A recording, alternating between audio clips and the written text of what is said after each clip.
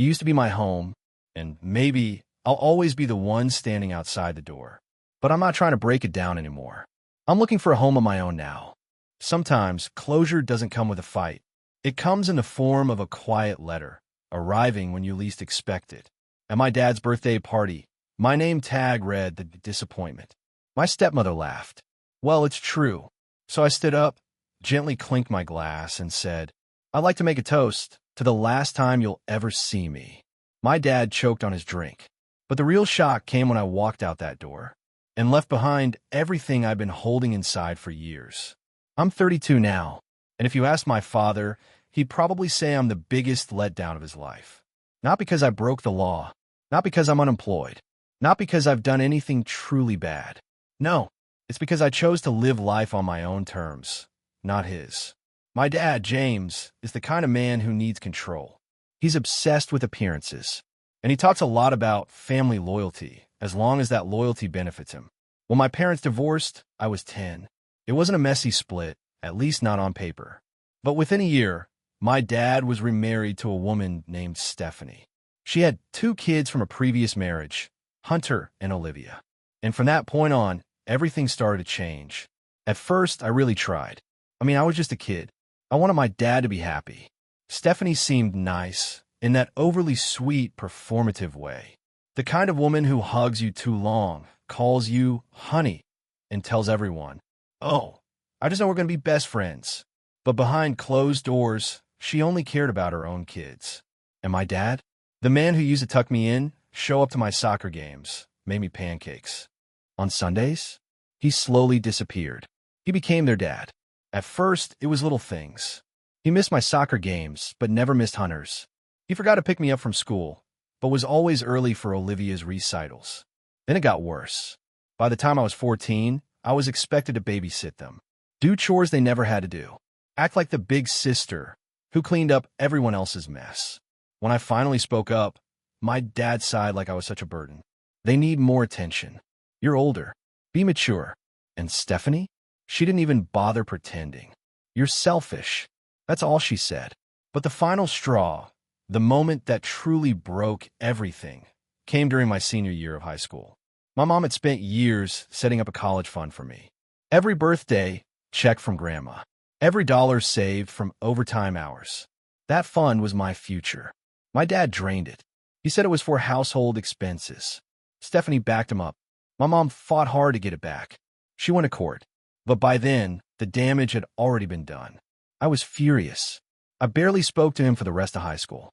When I left for college, which I paid for myself, I only came back for the occasional holiday. And even then, I never really came back. To them, I was just the difficult one, the girl who wouldn't play along and smile for family photos.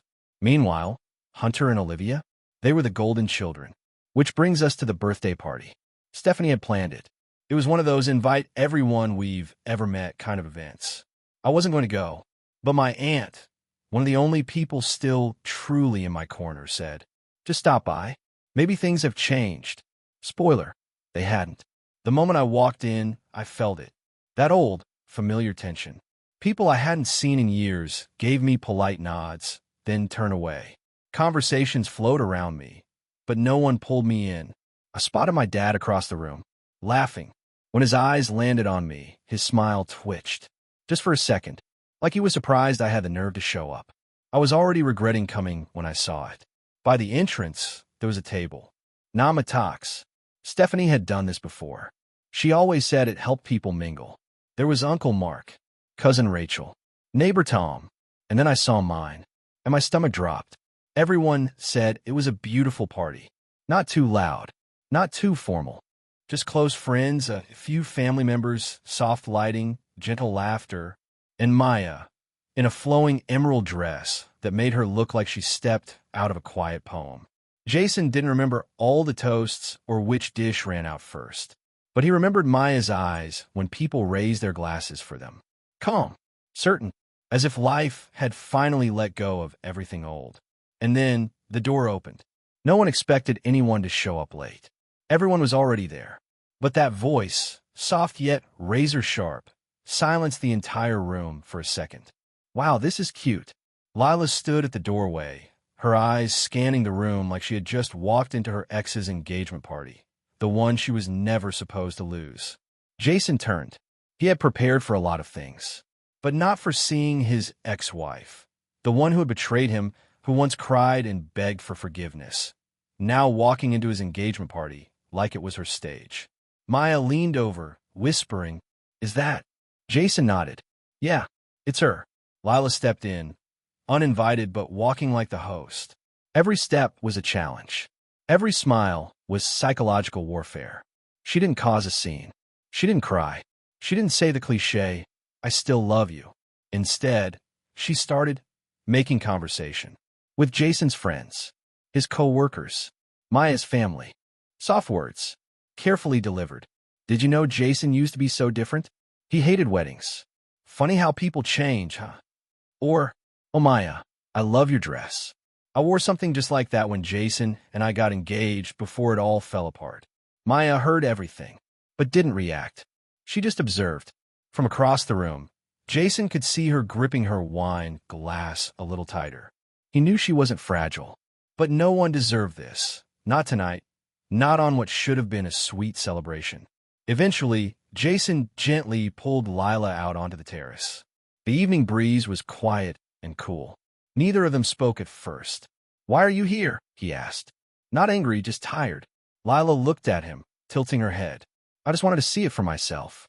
See how real all this is." Jason sighed. "It's real. It's been real since the day I stopped trying to fix what you broke." Lila gave a small smile, but her eyes were hollow. "I made a mistake, Jason." "No," he said. "You made a choice, and I made mine. I let go." Silence. She stared at him for a long time, and then said something he didn't expect. "You think she's better than me." Jason didn't even hesitate. "She's right for me." Lila didn't cry. She just nodded, as if the words didn't touch her. But Jason had loved her once, and he knew, in that moment, there was a storm inside her. And he also knew that storm wasn't over. After the party, Jason and Maya sat quietly in the kitchen, sipping tea. "Are you okay?" he asked. She nodded. "She's not over it." "I know. She's not done." Jason looked at Maya. Her eyes weren't panicked, just calm. "Let her try," Maya said. "Just don't let her win." Jason held her hand. "She won't." No one heard Lila cry when she got home that night. There were no tears, no screaming, just a dark room, a glass of wine she poured but didn't drink, and a long stare into the mirror, as if even she wasn't sure who she was anymore. The only thing left intact inside her was the feeling of being replaced. Maya wasn't just someone new. Maya was living proof that Jason had truly let go, that he was happy, and she was no longer part of the picture. That made Lila furious. Not in a loud way, in a dangerous way. The plan started with a text. Not to Jason, but to Derek, an old friend of Jason's. They used to be close, even shared wedding vows together as groomsmen. But after the divorce, they lost touch. Lila's message read, "Hey stranger, long time no see. You still talk to Jason? Can we catch up?" Derek, always the empathetic type, didn't think twice. He replied.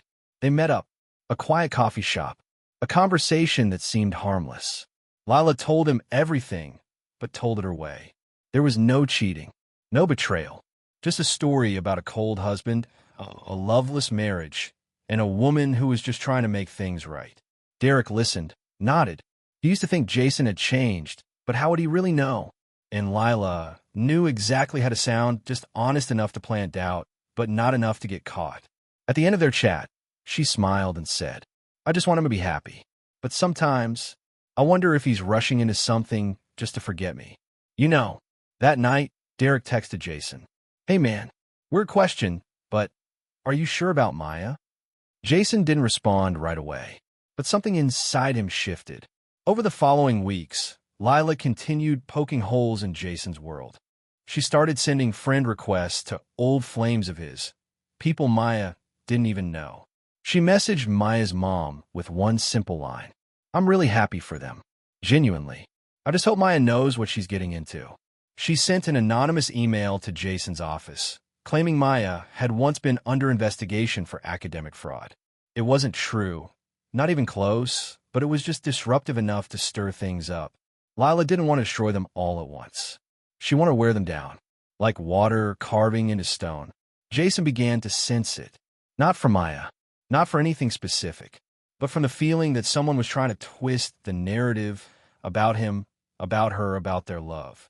One night, as he and Maya drove home from dinner, Maya spoke quietly. "Jason, do you think Lila's trying to ruin us?" He gripped the wheel slightly. "I know she is, and I don't think she's stopping anytime soon. So what do we do?" Jason looked at her. Not scared, not angry. "We don't react the way she wants. We don't fight fire with fire. We live well. We live clearly. And when the time comes, we face it. Together." Maya smiled softly, not afraid. She chose to believe in him, and they chose to believe in each other. But Lila was already taking it further. This time, she wasn't just targeting Jason. She was trying to get to Maya. Maya wasn't surprised when she received the message. She'd been expecting it. Ever since the engagement party, Lila had become a shadow, not loud, not obvious, but always lurking. A like on an Instagram story. A cute comment under a bridal dress photo. A brief, out-of-nowhere birthday wish sent to Jason's mother, someone Lila was never even close to. So when Maya saw the message pop up, "Lila, hey, I know this is weird, but do you think we could talk? Just the two of us. I think we both deserve that." She just stared at it for a moment, then locked her screen. She didn't reply. But the second message came a few hours later. "I promise this isn't about drama. I just want peace. One coffee. That's all." Maya decided it was better to face it. Not because she feared Lila, but because she didn't want the quiet poison of avoidance to infect the trust between her and Jason. They met at a small cafe downtown, one of those places where nobody knows your name. Lila, of course, arrived early. Hair neatly tied, minimal makeup, tired eyes, or at least they seemed tired. But Maya knew better. Every detail was intentional. "Thanks for coming," Lila said with a soft smile. "I didn't think you'd say yes." Maya nodded gently, sitting across from her. "I figured it's better than pretending you're not circling around." Lila chuckled quietly. He always did like strong, smart women. The air between them felt still, like even the room was listening. Lila started slow. She didn't talk about Jason right away.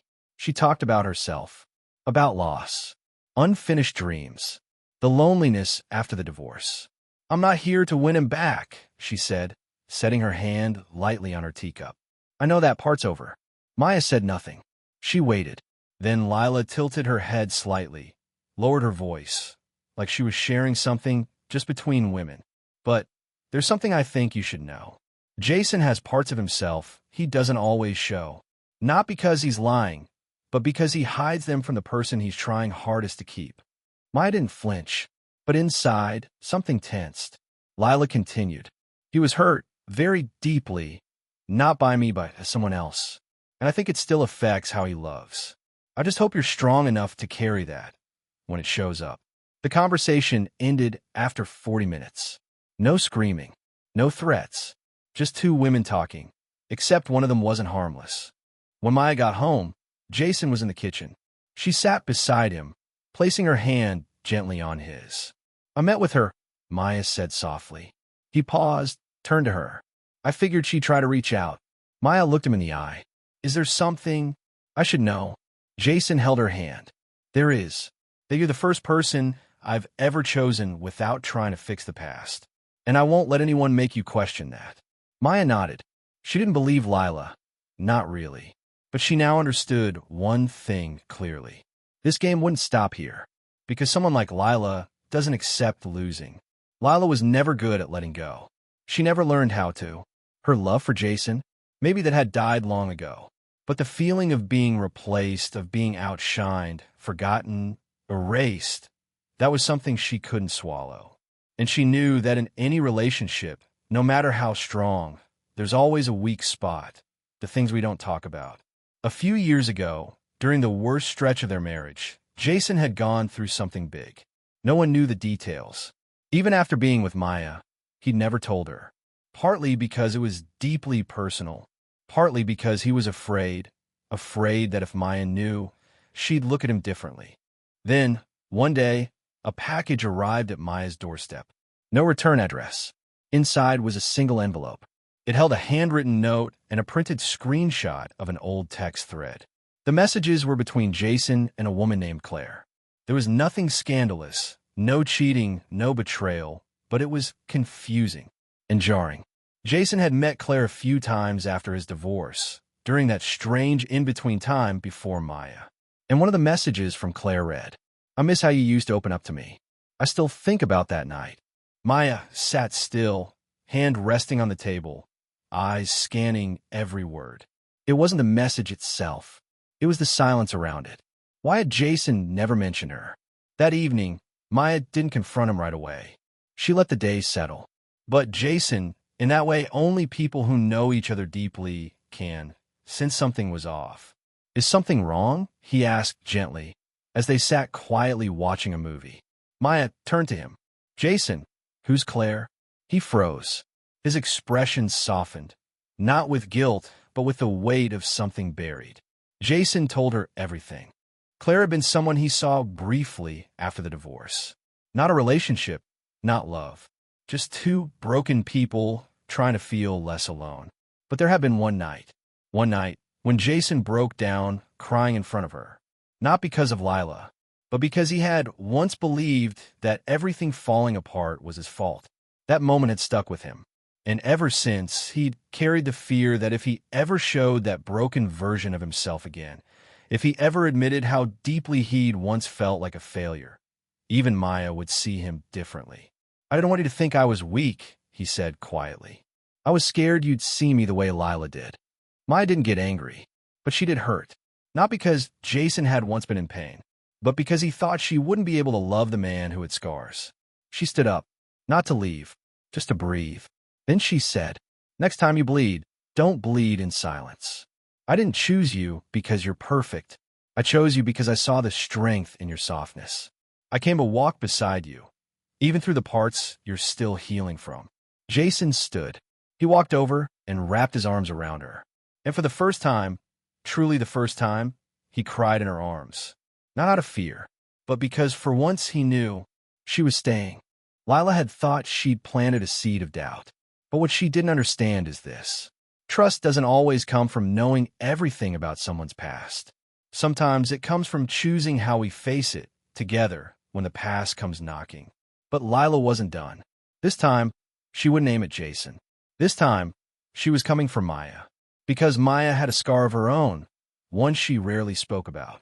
Her relationship with her estranged father, a man who had hurt their entire family. And Lila had found him. No one would have guessed that Maya, so composed, intelligent, strong, carried a wound she never spoke of. A man named Gerald. No one called him Dad anymore. Not after he walked out on their family, betrayed her mother, and tore down every ounce of trust he ever had. He disappeared, and Maya was left to grow up without the kind of love a father is supposed to give.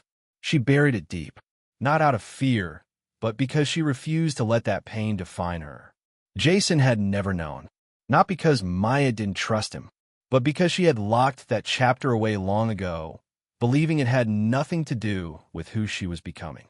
But Lila knew, and she also knew how to twist the truth, to make the past look like a lie. It started with a video, a blurry, 12-second phone recording. In it, Maya stands at a bus stop. An older man, weary-looking, faces her. They talk. She places a hand on his shoulder. He reaches for her hand, then quickly pulls back. Her face hardens. She turns away and walks off. There's no audio, no context, just a moment. The video is emailed to Jason from an anonymous address. Subject line, "Still think you know her?" Jason watches it, and for a second, it feels like a paper cut, small but sharp. Not because he doubts Maya, but because he realizes there's a part of her life he's never touched. A piece of her story that has never been spoken. He doesn't confront her right away. That evening, Maya comes home from a volunteer shift. She sets her bag down, slips off her shoes. Jason opens his laptop, pulls up the video, and quietly places it in front of her. "Can you tell me who this is?" he asks. Maya looks at the screen. Her face stills, and then she nods, slowly. "That's my father." Silence. She doesn't cry. She just begins to explain. Clearly. Honestly, she tells him about her childhood, About a mother who raised her alone. About the nights she used to sneak out just to sit on the porch of the house he used to live in, hoping the door would open and someone would say, "Come inside, sweetheart." She tells him about the meeting in the video, their first conversation in 18 years. Not to reconcile, but to say one thing. "I'm not the little girl who waits for you anymore." And she turned around and walked away. Just like in the video, Jason doesn't move. Not because he's angry, but because he aches for her. He walks over, wraps his arms around her. "I didn't need to know this to love you," he whispers. "I was afraid you'd think I was hiding something," Maya says softly. "No," he replies. "You weren't hiding. You were protecting yourself. And now, I finally understand why you're so strong." Lila thought she could destroy Maya with a single, silent clip. But what she didn't understand was this. Truth doesn't destroy people, not when it's faced head-on. Maya didn't fall apart. She became even stronger because for the first time, she was no longer carrying that old pain in the shadows. Jason and Maya decided to move the wedding up. Not out of fear, not to escape anything, but because they realized there was no reason to delay a love they no longer needed to defend. Invitations were sent. Every word they wrote on those cards came from a place of truth. But somewhere else in the city, Lila held that invitation in her hands. Then she ripped it in two and reached for her phone. "I need help. I'm going to ruin a wedding." On the other end of the line, a calm, low voice chuckled. "Tell me, what's the plan?" Inside Jason and Maya's home, life felt like a quiet dream. The flowers had been chosen. The dress was ready. The guest list finalized. And in just 3 more days, they would stand together before friends, family, and everything they had overcome, and say vows that felt more like truth than tradition. They weren't rushing. They just didn't want to wait anymore. Maya had said once, "If our love is real, then every day we're not married feels like something's missing." Jason smiled at that and replied, "Then I don't want to miss another day." But just as love prepared to walk down the aisle, jealousy stood quietly behind the door. Somewhere else in the city, in a dim-lit bar, Lila sat across from an old friend, Derek. Yes, that Derek, Jason's former best friend. The one who once believed Lila was just the poor, heartbroken ex-wife. But this time, he didn't come out of sympathy. He came for revenge. Jason had once turned down Derek's pitch for a startup, right in front of potential investors, and Derek had never forgotten that humiliation. So when Lila reached out, he saw it as a shot. "He embarrassed me once," Derek muttered. Now it's his turn. That's all Lila needed. One reason, one ally. Together, they planned everything. The night before the wedding, Maya would receive an anonymous email with a voice recording. In it, Jason's voice would say, "I'm not sure I'm ready. Sometimes, I still think about her." Of course, Jason never said that. The audio would be spliced, carefully crafted from old voicemails Derek had saved when they were still close. Using AI voice editing software, he stitched the sentence together, realistic enough to cause doubt.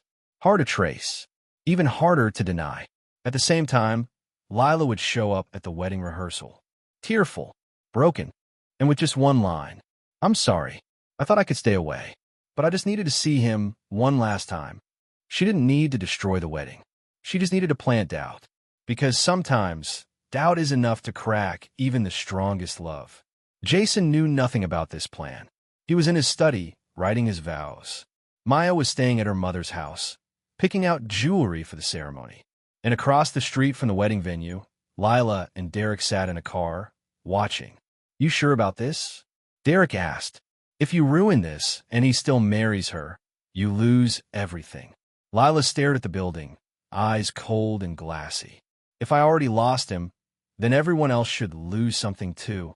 That night, Maya received an email. No subject line, no signature, just an attachment. Jason _week.mp3. She played it. Jason's voice. But something was off. She hit rewind. Played again. Her heart thudded faster. "I'm not sure I'm ready. I still think about her." Her hands trembled. She reached for her phone, dialed Jason's number, but paused. She didn't press call. She wanted to hear the truth, but she was afraid of what it might be. And then, the doorbell rang. Maya opened the door. Lila stood there. No smile. No words. just glassy eyes and one whispered line. He told me if things had been different, it would still be me. Maya froze. For the first time, truly the first, she wasn't sure anymore. Everything was perfect. Rows of white chairs lined up under the warm garden sun. Ivory and gold flowers, just the way Maya liked. Soft instrumental music filled the air. Guests dressed to the nines mingled near the dessert table. A group of kids giggled near the wedding cake. Jason stood in front of the mirror, adjusting his tie one last time. He smiled at his own reflection, not because he looked perfect, but because he felt ready. Just a few more minutes. A few more minutes before he would see Maya walking toward him. But Maya was still in her room, her phone on her lap, the email still open, her heart heavy. She didn't want to doubt Jason. She loved him, but something old, something deep, stirred inside her. A voice from childhood, shaped by her absent father's betrayal. If this is true, I'll be the one left behind again. At that moment, her mother walked in. Maya, sweetie, why aren't you in your dress yet? Maya looked up, eyes glossy. I need to ask you something, and please don't give me any of that. It'll be fine talk, okay? Her mother nodded. If someone says they love you, but they might still think about someone else, or they've kept secrets, is it still okay to marry them?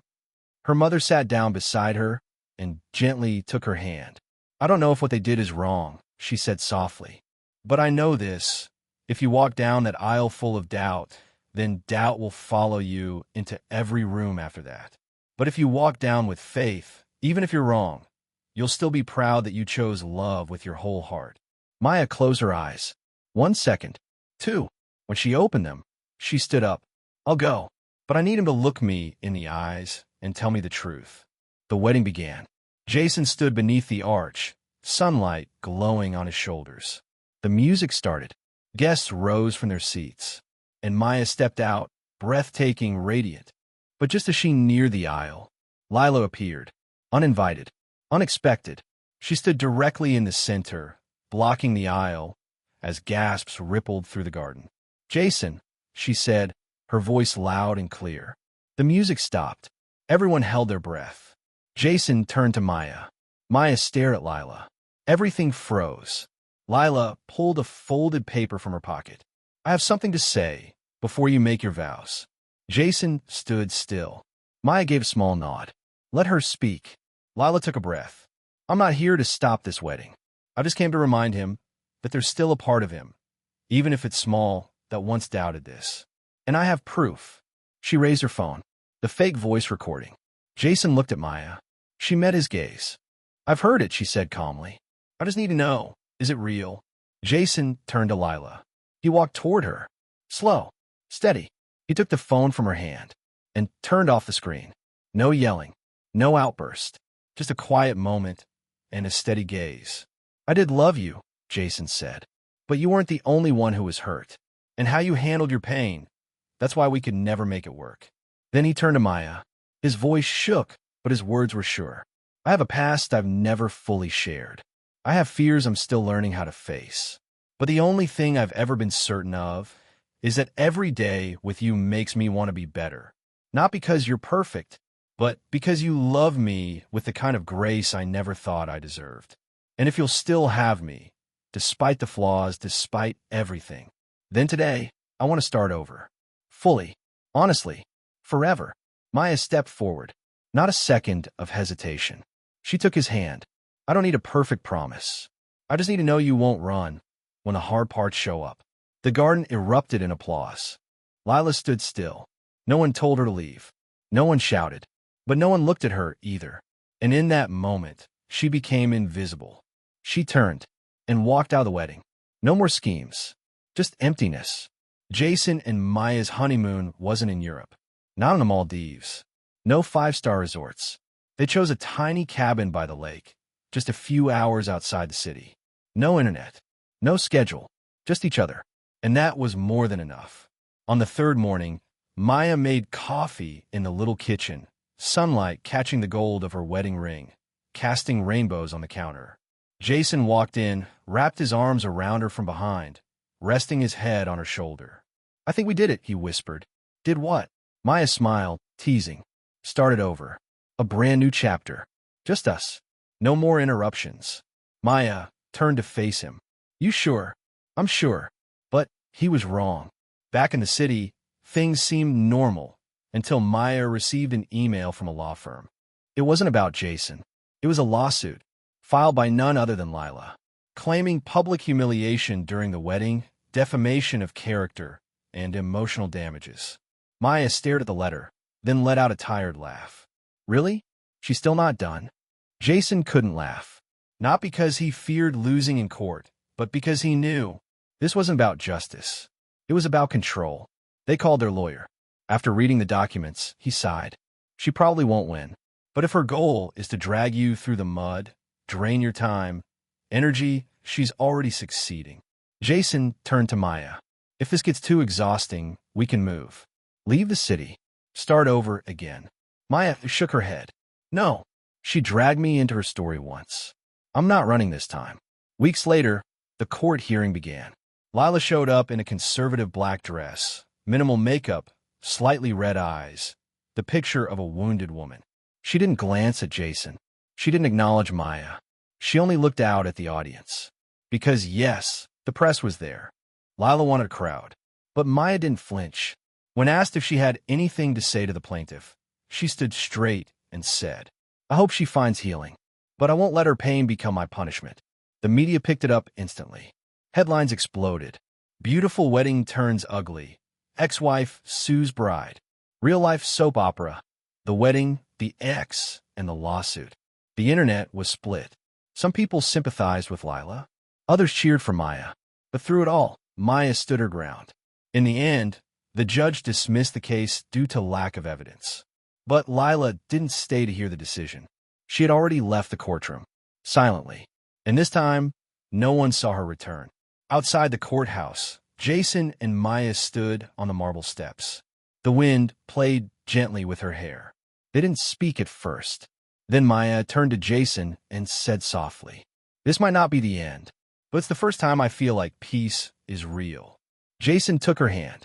Peace begins, he said, the moment we stop letting the past define the present. 3 months after the court hearing, Jason and Maya's lives had settled into a quiet rhythm.